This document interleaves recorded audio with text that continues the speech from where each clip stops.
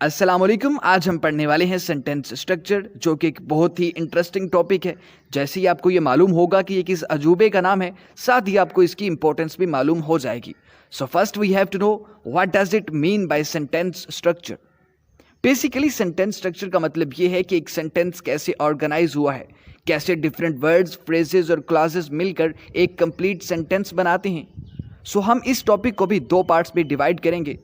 एक पार्ट में हम इसके बेसिक कंपोनेंट्स देखेंगे कि यानी कौन से ऐसे कंपोनेंट्स हैं जिनके बगैर एक सेंटेंस कंप्लीट नहीं हो सकता, और सेकंड पार्ट में हम देखेंगे कि what are the different types of sentence structures. So we have to start with the subject, जो कि एक बेसिक कंपोनेंट है सेंटेंस का। एक सेंटेंस बनाने के लिए हमें सबसे पहले जिस चीज़ की ज़रूरत होती है वो होता है हमारा subject. A subject is a person, thing और आइडिया दैट इज़ डूइंग और बीइंग समथिंग। आसान अल्फाज में एक सेंटेंस में जिसके बारे में बात हो रही होती है या फिर जो एक्शन को परफॉर्म कर रहा होता है वो हमारा सब्जेक्ट होता है। एक एग्जाम्पल से समझ लेते हैं। Ali speaks loudly. अली ऊंचा बोलता है। अब इसमें किसके बारे में बात हो रही है या फिर कौन एक्शन को परफॉर्म कर रहा है? वो है हमारा अली। तो अली क्या हुआ? अली हुआ सब्जेक्ट। अगर आपने पिछली वीडियोस देखी हैं तो आपको पता होगा, मैंने कहा था नाउन्स जो हैं वो ज़्यादातर सब्जेक्ट या फिर एज एन ऑब्जेक्ट काम करते हैं। तो यहाँ हमारा अली क्या एक नाउन है? जी हाँ, नाउन है, जो कि एज अ सब्जेक्ट काम कर रहा है। I hope you understand. अब जो हम कंपोनेंट पढ़ने वाले हैं ना, उसके बगैर तो सेंटेंस बनता ही नहीं है। If there is no verb there is no sentence. So verb हम पहले भी पार्ट्स ऑफ स्पीच में पढ़ चुके हैं। अगर आपने वो वीडियोस देखी हैं तो वेल एंड गुड, अगर नहीं तो हम अभी रिवाइज कर लेते हैं वर्ब को। बहुत ही सिंपल कॉन्सेप्ट है। मैंने कहा था जब भी आपके सामने वर्ब का लफ्ज यूज हो, आपने यही अपने जहन में लेकर आना है कि verb is equal to action. So, what does it mean by verb? Verb, it tells what the subject does or what happens to the subject. ये सब्जेक्ट के बारे में बताता है कि वो क्या कर रहा है या फिर क्या हो रहा है सब्जेक्ट को। फॉर एग्जाम्पल, हमने एक एग्जाम्पल यूज की थी, अली स्पीक्स लाउडली। अली ऊंचा बोलता है। हमने इसमें कहा अली एक सब्जेक्ट है क्योंकि वो एक्शन को परफॉर्म कर रहा है, बट एक्शन परफॉर्म हो कौन सा रहा है? यही तो वर्ब है।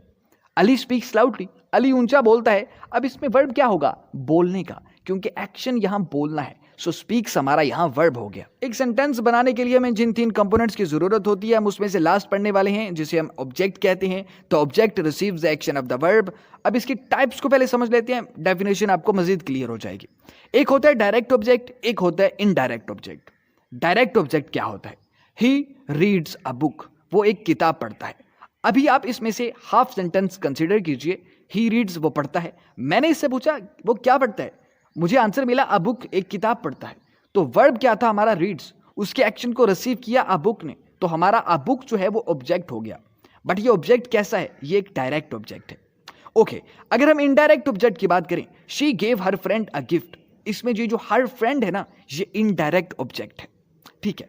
अब आपको डायरेक्ट ऑब्जेक्ट और इनडायरेक्ट ऑब्जेक्ट में अगर डिफरेंस देखना है तो यूजुअली डिफरेंस ये है कि हमेशा जो आपकी नॉन लिविंग थिंग्स हैं वो एज एन डायरेक्ट ऑब्जेक्ट के तौर पर काम करती हैं, और जो भी आपकी लिविंग थिंग्स हैं वो इनडायरेक्ट ऑब्जेक्ट के तौर पर। जैसे कि पहले एग्जांपल में आ बुक नॉन लिविंग थिंग थी, इसलिए हमने इसे डायरेक्ट ऑब्जेक्ट कहा। दूसरे एग्जांपल में हर फ्रेंड एक लिविंग थिंग थी, इसलिए हमने उसे इनडायरेक्ट ऑब्जेक्ट कह दिया। आई थिंक अब आप ऑब्जेक्ट भी समझ गए हो। ओके, अब हम थोड़ा सा जानने वाले हैं प्रेडिकेट के बारे में, लेकिन ये अलग से कोई कंपोनेंट नहीं है सेंटेंस का। मैं बताता हूं कैसे। ये जो हमने पढ़ा subject plus verb plus object, इसमें से आप वर्ब प्लस ऑब्जेक्ट को कंबाइन कर दीजिए तो हम इन दोनों को ही प्रेडिकेट का नाम दे देते हैं। समझ आइए आपको। अगर हम प्रेडिकेट कंसीडर करेंगे ना तो हमारा एक पूरा सेंटेंस क्या होगा? सब्जेक्ट प्लस प्रेडिकेट, क्योंकि मैं बता रहा हूं कि प्रेडिकेट में वर्ब भी आता है और ऑब्जेक्ट भी आता है। समझ आ गई ना? देखिए, जैसे हमने पहले एक एग्जांपल ली थी, अली स्पीक्स लाउडली, अली ऊंचा बोलता है। अब इसमें अली तो सब्जेक्ट हो गया। सब्जेक्ट के बाद बाकी जितना भी सेंटेंस हमारे पास मौजूद है ना, वो हमारा प्रेडिकेट है। यानी स्पीक्स लाउडली हमारा प्रेडिकेट हो गया। अब हमने बाद में एक एग्जांपल यूज की, ही रीड्स अ बुक। इसमें ही तो एक सब्जेक्ट हो गया, बाकी इसमें जितना भी पार्ट बचा सेंटेंस का वो सारा प्रेडिकेट है। समझ आ गई? तो प्रेडिकेट क्या है? बेसिकली हम वर्ब और ऑब्जेक्ट को मिक्स कर देना, जब एक ही उन दोनों को नाम देते तो हम उसे प्रेडिकेट कहते हैं। अब प्रेडिकेट के लिए याद रखिएगा एक शर्त है, प्रेडिकेट में वर्ब का होना लाजमी है। अगर वर्ब नहीं है तो वो प्रेडिकेट नहीं होगा। और हमने पहले भी कहा था if there is no verb there is no sentence. तो सेंटेंस कंप्लीट करने के लिए वर्ब का तो होना लाजमी है। ऑब्जेक्ट ना भी हो तो काम बन जाएगा। समझ रहे हो, ये था हमारा प्रेडिकेट। अब मैं आपको कुछ एग्जाम्पल्स देता हूँ, प्रैक्टिस सेंटेंसेस, आपने उसमें से आइडेंटिफाई करना है सब्जेक्ट क्या है, वर्ब क्या है, ऑब्जेक्ट क्या है,